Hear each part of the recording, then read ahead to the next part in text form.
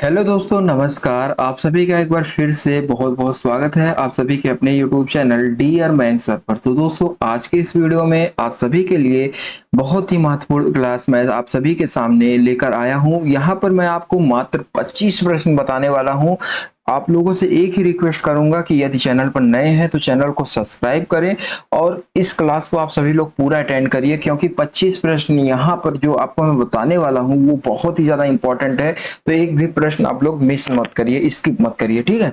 तो चलिए स्टार्ट करते हैं और क्लास को आप सभी लोग ज्यादा से ज्यादा लोगों तक शेयर कर दीजिए। आपकी एग्जाम काफी करीब आ चुके हैं, 5-6 दिन टोटल बचा है। तो आप सभी लोगों से बस इतना रिक्वेस्ट है कि चैनल पर यदि नए हैं सब्सक्राइब करें, क्योंकि आप सभी के लिए यहाँ पर डेली बेसिस पर वीडियोस प्रोवाइड किए जाते हैं, ठीक है। चलिए स्टार्ट करते हैं। निम्नलिखित सूची में जो है कांग्रेस की अधिवेशन तथा सूची 2 में जो है, यदि बात करें निम्नलिखित सूची 1 में जो है कांग्रेस के अधिवेशन तथा सूची 2 में जो है संबंधित अध्यक्षों का नाम दिया गया है, ठीक है। आप सभी को बताना है कि उसका उचित मेल क्या होगा। तो यहाँ पर आप सभी लोग देख सकते हैं सूची 1 में जो है कांग्रेस के अधिवेशन दिए गए हैं और उसके अध्यक्ष दिए गए हैं सूची 2 में, ठीक है। तो आप सभी लोग बताने का प्रयास कीजिए। सूरत 1907 ईस्वी यहाँ पर आपका क्या रिलेट कर रहा है। तो दोस्तों यहाँ पर सूरत 1907 ईस्वी में जो है कांग्रेस का अधिवेशन जो किस अध्यक्ष के संबंध रखता है, तो ऑप्शन नंबर आपका तीसरा यहाँ पर रिलेट कर रहा है। तो आप सभी लोग देख सकते हैं।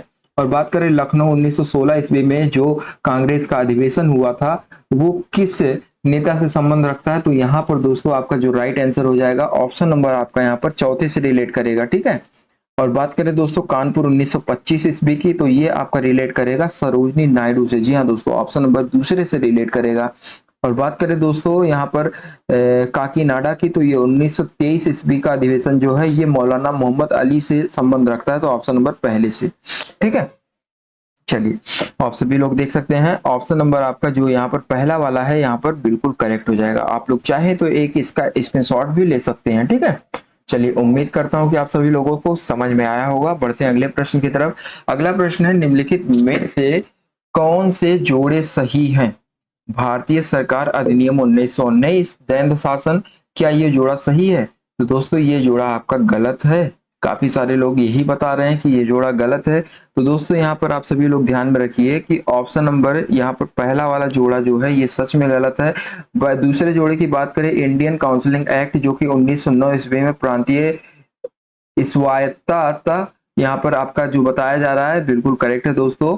और बात करें दोस्तों भारतीय सरकार अधिनियम जो कि 1935 अखिल भारतीय संघ से संबंध बता रहा है, तो ये भी आपका बिल्कुल करेक्ट हो जाएगा। तो यहाँ पर पहला और चौथा वाला जो है बिल्कुल गलत दिया गया है, ठीक है। और बाकी दूसरा और तीसरा जो है ये आपका जोड़ा बिल्कुल सही दिया गया है। तो आपको सही जोड़ा बताना है तो दूसरा और तीसरा यहाँ पर आपका बिल्कुल राइट हो जाएगा। तो यहाँ पर जितने भी लोगों ने ऑप्शन नंबर बी को बताया है वो लोग यहाँ पर बिल्कुल करेक्ट हो जाएंगे। ऑप्शन नंबर बी क्या कह रहा है, ऑप्शन नंबर बी कह रहा है कि दूसरा और तीसरा वाला जो है ये सही है, ठीक है। चलिए अगले प्रश्न की तरफ बढ़ते हैं। अगला प्रश्न आपके सामने है कि जिन्ना के नेतृत्व में मुस्लिम लीग ने जो है सर्वप्रथम किस वर्ष, जिन्ना के नेतृत्व की बात कर रहा है, जिन्ना के नेतृत्व में मुस्लिम लीग ने सर्वप्रथम किस वर्ष और किस सम्मेलन में जो है विभिन्न पाकिस्तान के गठन की मांग की। हाथी ड्रीम आप सभी लोग देख सकते हैं यहाँ पर कराची सम्मेलन काफी सारे लोग बता रहे हैं 1937 ईस्वी।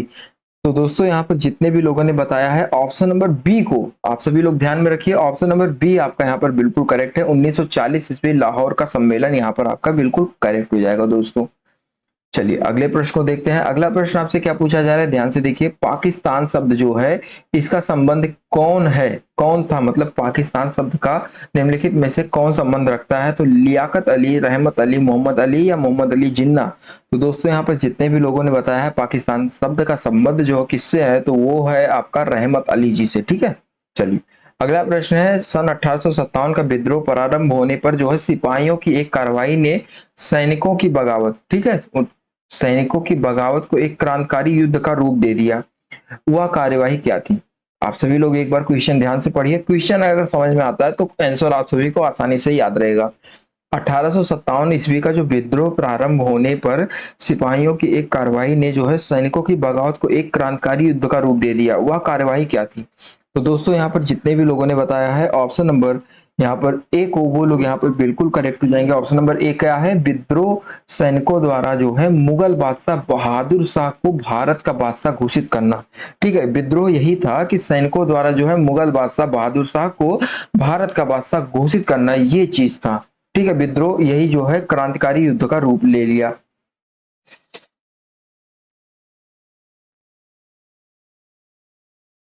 अगला प्रश्न है दोस्तों, 19वीं शताब्दी में विभिन्न सामाजिक और धार्मिक सुधार आंदोलन प्रारंभ हुए थे। इस शताब्दी में कौन सा सामाजिक धार्मिक सुधार आंदोलन सबसे पहले शुरू हुआ?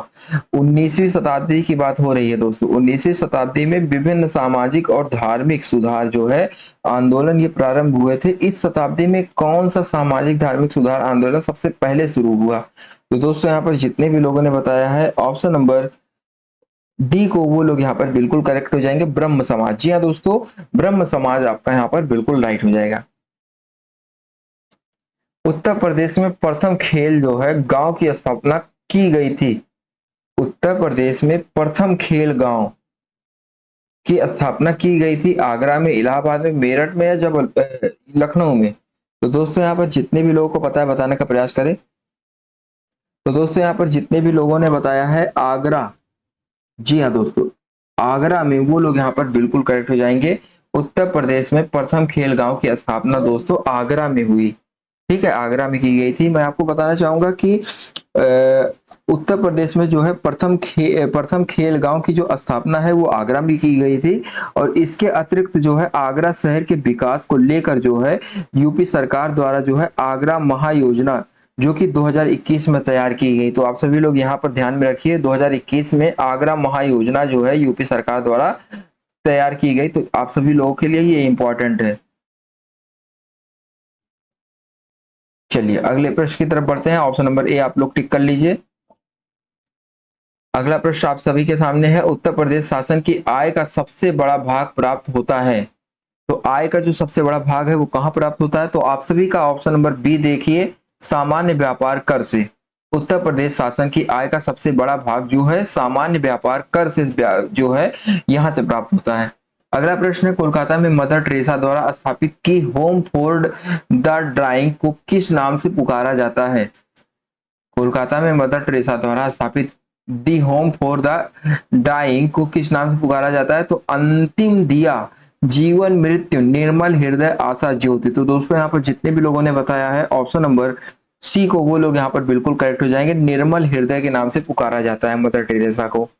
मदर टेरेसा द्वारा स्थापित जो दी होम फॉर द ड्राइंग है इसे निर्मल हृदय के नाम से पुकारा जाता है। अगला प्रश्न है, सरोजिनी नायडू ने किसे हिंदू मुस्लिम एकता के दूत के रूप में उल्लेखित किया है? तो दोस्तों आप सभी लोग बताने का प्रयास कीजिए, आपका राइट आंसर यहाँ पर क्या हो जाएगा। बहुत ही इंपॉर्टेंट प्रश्न है। तो यहाँ पर दोस्तों देखिए काफी सारे लोग बताना स्टार्ट कर दिए हैं। तो दोस्तों यहाँ पर जितने भी लोगों ने ऑप्शन नंबर ए को बताया है मोहम्मद अली जिन्ना, वो लोग यहाँ पर बिल्कुल करेक्ट हो जाएंगे। अगला प्रश्न है दोस्तों आपके सामने, इस शब्द येसी नारुबा का अर्थ है? बताइए दोस्तों, शब्द येसी नारुबा का अर्थ है। तो दोस्तों यहाँ पर जितने भी लोगों ने ऑप्शन नंबर ए को बताया है वो लोग यहाँ पर बिल्कुल करेक्ट हो जाएंगे। अपने लोगों में जैसा दलाई लामा जाने जाते हैं, अपने लोगों में जैसा दलाई लामा जाने जाते हैं, ये शब्द येसी नारुबा का अर्थ जो है अपने लोगों में जैसे दलाई लामा जाने जाते हैं इससे है। अगला प्रश्न आपसे पूछा जा रहा है कि ब्रिटिश सरकार की सरकारी रिपोर्ट को क्या कहते हैं? तो ब्रिटिश सरकार की सरकारी रिपोर्ट को दोस्तों क्या कहते हैं? तो यहाँ पर दोस्तों ब्लू बुक कहते हैं। जी हाँ, ब्रिटिश सरकार की सरकारी रिपोर्ट को ब्लू बुक कहते हैं। अगला प्रश्न है, यहाँ पर आप सभी लोग देखिए, फ्रांस की राज्य क्रांति किस वर्ष घटित हुई? फ्रांस की राज्य क्रांति किस वर्ष घटित हुई? तो दोस्तों यहाँ पर आपका जो राइट आंसर हो जाएगा ऑप्शन नंबर ए वाला 1789। ठीक है दोस्तों, अगला प्रश्न आपसे पूछा जा रहा है कि रोचक जो द्वीप है ये स्थित है, कहां पर स्थित है? आप सभी लोग बताने का प्रयास कीजिए। प्रशांत महासागर, अटलांटिक महासागर, हिंद महासागर या अंटार्कटिक महासागर? तो रोमंच जो द्वीप है ये कहां पर स्थित है? तो दोस्तों यहाँ पर जितने भी लोगों को पता है बताने का प्रयास करें। तो ऑप्शन नंबर बी आप सभी लोग देख लीजिए, रोमंच द्वीप जो है अटलांटिक महासागर में स्थित है। अगला प्रश्न है, कौन सा महासागर संसार की भूमि के 1/3 भाग को घेरे हुए है? कौन सा महासागर जो है संसार की भूमि के 1/3 भाग को घेरे हुए है? तो ऑप्शन नंबर आपका जो यहाँ पर ए वाला है, प्रशांत महासागर जो है भूमि के 1/3 भाग को पूरा घेरे हुए है। और आप सभी लोग ध्यान में रखिए, प्रशांत महासागर सबसे बड़ा महासागर है। ठीक है, आप सभी का यहाँ पर बिल्कुल करेक्ट हो जाएगा ऑप्शन नंबर 1। अगला प्रश्न है, विश्व की सबसे बड़ी जल संधि क्या है? तो मैंने आपको कितनी बार बताया है इसके बारे में। विश्व की जो सबसे बड़ी जल संधि है वो है टार्टर जल संधि। ऑप्शन नंबर आप सभी लोग डी को ध्यान में रखिए, बिल्कुल करेक्ट हो जाएगा। दोस्तों अगला प्रश्न आपसे पूछा जा रहा है कि सर्वाधिक लवणता पाई जाती है। तो दोस्तों यहाँ पर आपका जो राइट आंसर हो जाएगा वान झील में पाई जाती है। सर्वाधिक लवणता की बात करें तो सर्वाधिक लवणता मृत सागर में पाई जाती है, और सर्वाधिक लवणता की बात करें तो ये आपका वान झील में पाया जाता है। ऑप्शन नंबर बी यहाँ पर जितने भी लोगों ने बताया बिल्कुल करेक्ट हो जाएंगे। अगला प्रश्न है, जो लवणीयता है इसको मापा जाता है, किसमें मापा जाता है? दोस्तों यहाँ पर आप सभी लोग देख सकते हैं विद्युत लवणता मीटर, यहाँ पर आपका बिल्कुल करेक्ट हो जाएगा। ठीक है, आप सभी लोग ध्यान में रखिए। महासागरीय भूकंप लहरें क्या कहलाती हैं? तो महासागरीय जो भूकंप लहरें हैं वो क्या कहलाती हैं दोस्तों? तो आप सभी लोग देख सकते हैं ऑप्शन नंबर ए आपका सुनामी। जी हाँ, महासागरीय भूकंप लहरें सुनामी कहलाती हैं। सुनामी का नाम क्या है? दूसरा नाम महासागरीय भूकंप लहरें जो है ये सुनामी का रूप ले लेती हैं। जिस देश में बेरोजगारी है उसके लिए तटकर हितकर है या तटकर बेरोजगारी पर कोई प्रभाव नहीं पड़ता, या उपरोक्त में से कोई नहीं? तो दोस्तों यहाँ पर जितने भी लोगों ने बताया है ऑप्शन नंबर बी को हितकर, जिस देश में बेरोजगारी है उसके लिए तटकर जो है हितकर है, बिल्कुल करेक्ट है। अगला प्रश्न आप सभी के सामने है, निम्नलिखित में से किस बैंक में कोई व्यक्ति अपना व्यक्तिगत खाता नहीं खोल सकता है? तो दोस्तों आप सभी लोग देख सकते हैं यहाँ पर आपका जो राइट आंसर हो जाएगा आप सभी का ऑप्शन नंबर जो है सी। जी हाँ दोस्तों, भारतीय रिजर्व बैंक में कोई भी व्यक्ति अपना व्यक्तिगत खाता नहीं खोल सकता है। ठीक है, आरबीआई जो है ये किसी भी एक बंदे के लिए नहीं अपना खाता खोलने देता है, तो आप सभी लोग ध्यान रखिए। चलिए, बहुत ही इंपॉर्टेंट प्रश्न है ये। अगला प्रश्न आपसे क्या पूछा जा रहा है, भारत में राष्ट्रीय विकास परिषद का गठन हुआ था। भारत में राष्ट्रीय विकास परिषद का गठन हुआ था 1945, 1948, 1952, 1965। तो दोस्तों यहाँ पर आप सभी का जो राइट आंसर हो जाएगा 1952 ईस्वी। भारत में राष्ट्रीय विकास का परिषद का गठन 1952 ईस्वी में हुआ था। अगला प्रश्न है, किस गुप्त शासक ने हुड़ों को पराजित किया? तो यहाँ पर हुड़ों को जिसने पराजित किया वो है दोस्तों आपका, यहाँ पर कौन सा ऑप्शन सही है? जी हाँ दोस्तों, स्कंदगुप्त। यहाँ पर जितने भी लोगों ने बताया है वो लोग यहाँ पर बिल्कुल करेक्ट हो जाएंगे। ठीक है, चलिए अगला प्रश्न है, जजिया का क्या नाम था? जजिया का नाम क्या था दोस्तों? आप सभी लोग बताने का प्रयास कीजिए। तो यहाँ पर जितने भी लोगों ने ऑप्शन नंबर ए को बताया है एक धार्मिक कर। जी हाँ, जजिया का क्या नाम था? जजिया एक धार्मिक कर था, बिल्कुल राइट है। सबसे बड़ा महाद्वीप है एशिया महाद्वीप। आंख बंद करके बताइए, बहुत ही इंपॉर्टेंट है, बहुत ही आसान प्रश्न है। ठीक है, 81 नंबर प्रश्न यहाँ पर, एशिया महाद्वीप सबसे बड़ा महाद्वीप है। शंखा कारिका की रचना है, सांख कारिका की रचना है, माफ करिएगा, यहाँ पर आपसे पूछा जा रहा है कि सांख कारिका की रचना है तो गौतम ने, कपिल ने, ईश्वर कृष्ण ने या पतंजलि ने? तो दोस्तों यहाँ पर जितने भी लोगों ने बताया है ऑप्शन नंबर सी ईश्वर कृष्ण ने, वो लोग यहाँ पर बिल्कुल करेक्ट हो जाएंगे। अगला प्रश्न है, निम्नलिखित में से कौन लागत जनित मुद्रास्फीति का कारण है? तो दोस्तों यहाँ पर जितने भी लोगों को पता है बताने का प्रयास करें। तो यहाँ पर दोस्तों जितने भी लोगों ने ऑप्शन नंबर डी बताया है मजदूरी और वेतन में वृद्धि, वो लोग यहाँ पर बिल्कुल करेक्ट हो जाएंगे दोस्तों। अगला प्रश्न है, विकुंचित मांग वक्र का निहितार्थ अनिरंतरता के रूप में प्रतिबिंबित होता है, बताइए आपका राइट आंसर यहाँ पर क्या हो जाएगा? तो 84 नंबर प्रश्न में यहाँ पर दोस्तों आपका जो राइट आंसर हो जाएगा ऑप्शन नंबर ए वाला बिल्कुल करेक्ट हो जाएगा, सीमांत आय वक्र में। ठीक है, अगला प्रश्न है, लेविस के अनुसार वर्तमान मजदूरी दर पर श्रम की पूर्ति होती है। तो दोस्तों यहाँ पर जितने भी लोगों को पता है बताने का प्रयास करें। तो दोस्तों यहाँ पर जितने भी लोगों ने ऑप्शन नंबर डी को बताया है वो लोग यहाँ पर बिल्कुल करेक्ट हो जाएंगे।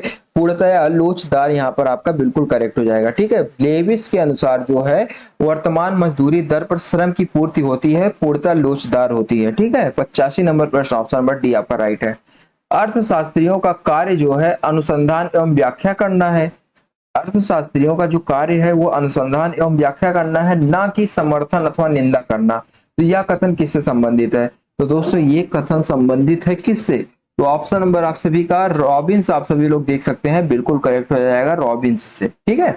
भारत में राजकोषीय उत्तरदायित्व तथा बजट प्रबंध नियम लागू किया गया। बताइए, भारत में राजकोषीय उत्तरदायित्व का बजट प्रबंध कब लागू किया गया? तो दोस्तों ये आपका लागू किया गया सन 2005 ईस्वी। काफी सारे लोग बता रहे हैं।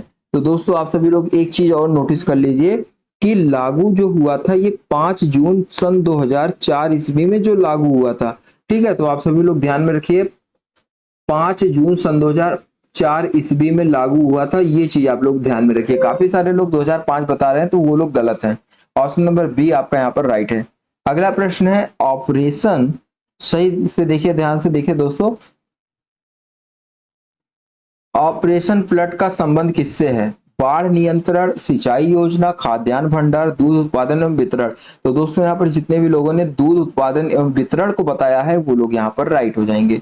अगला प्रश्न है राष्ट्रीय ग्रामीण रोजगार गारंटी कार्यक्रम प्रारंभ हुआ 2006, 2007, 2008, 2009। तो दोस्तों यहाँ पर जितने भी लोगों को पता है बताने का प्रयास करें। तो ऑप्शन नंबर ए आप सभी लोग देख सकते हैं। ऑप्शन नंबर ए आपका क्या है? 2006 ईस्वी, फरवरी के महीने में 2006 ईस्वी में राष्ट्रीय ग्रामीण रोजगार गारंटी कार्यक्रम जो प्रारंभ हुआ था, फरवरी 2006 ईस्वी में प्रारंभ हुआ था। ठीक है, और आप सभी लोग इसे ध्यान में रखिए, इंपॉर्टेंट है।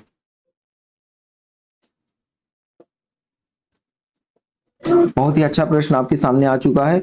आप सभी लोग बताने का प्रयास कीजिए, आपका राइट आंसर यहाँ पर क्या हो जाएगा।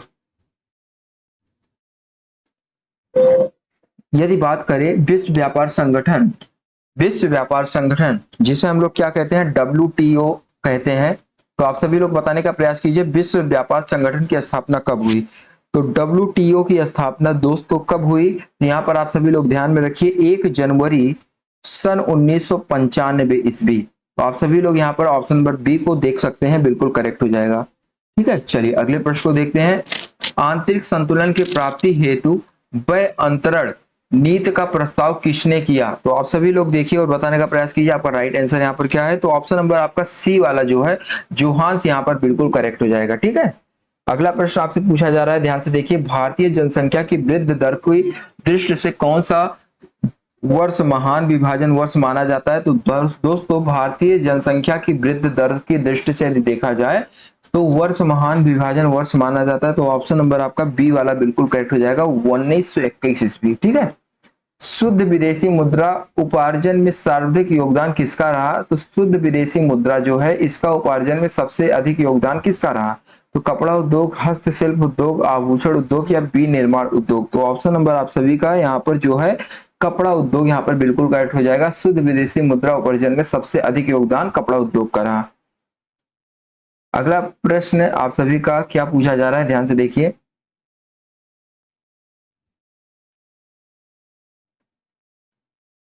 दोस्तों आप सभी लोग देख सकते हैं, अगला प्रश्न आपसे पूछा जा रहा है, रूसो ने नारा दिया, रूसो ने नारा दिया राज्य की संपूर्ण सत्ता का योगतम की विजय या प्रकृति की ओर लौटो या अस्तित्व के लिए संघर्ष। तो आप सभी लोग बताने का प्रयास कीजिए, आपका राइट आंसर यहाँ पर क्या हो जाएगा दोस्तों? तो यहाँ पर जितने भी लोगों ने बताया है रूसो का नारा, यहाँ पर ऑप्शन नंबर सी, वो लोग यहाँ पर बिल्कुल करेक्ट हैं। बहुत ही अच्छा नारा था। रूसो का नारा क्या था? प्रकृति की ओर लौटो। जी हाँ दोस्तों, ऑप्शन नंबर आपका सी वाला बिल्कुल करेक्ट हो जाएगा। अगला प्रश्न दोस्तों आपसे पूछा जा रहा है कि वह मध्यकालीन तो न रहा लेकिन आधुनिक भी नहीं बन रह सका, यह कथन किससे संबंध रखता है? किसके संबंध में कहा गया है? सॉरी, यह कथन किसके संबंध में कहा गया है? वह मध्यकालीन तो न रहा लेकिन आधुनिक भी नहीं बन सका, यह कथन जो है किसके संबंध में कहा गया है? तो दोस्तों यहाँ पर जितने भी लोगों ने बताया ऑप्शन नंबर सी, जीन बोंदा। आप सभी लोग ध्यान में रखिए, इंपॉर्टेंट प्रश्न है, जीन बोंदा यहाँ पर आपका बिल्कुल करेक्ट हो जाएगा। दोस्तों आज की इस क्लास का ये अंतिम प्रश्न है, आप सभी लोग बताने का प्रयास कीजिए, आपका यह रहा पर राइट आंसर क्या हो जाएगा? तो दोस्तों राज्य की उत्पत्ति का सामाजिक अनुबंध सिद्धांत मानता है कि व्यक्ति और राज्य का संबंध, बताइए, सेंस तो नेचुरल होता है, आप सभी लोग सेंस ही लगा के बता दीजिए। तो दोस्तों यहाँ पर जितने भी लोगों ने ऐच्छिक बताया है वो लोग यहाँ पर बिल्कुल करेक्ट हो जाएंगे। ठीक है, लल्लू आपका यहाँ पर ऑप्शन नंबर सी बिल्कुल करेक्ट हो जाएगा, ऐच्छिक है।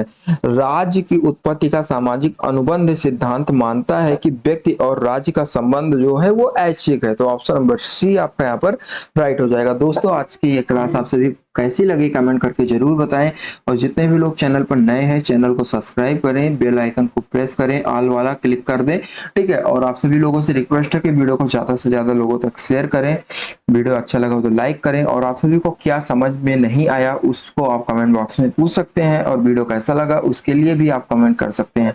धन्यवाद।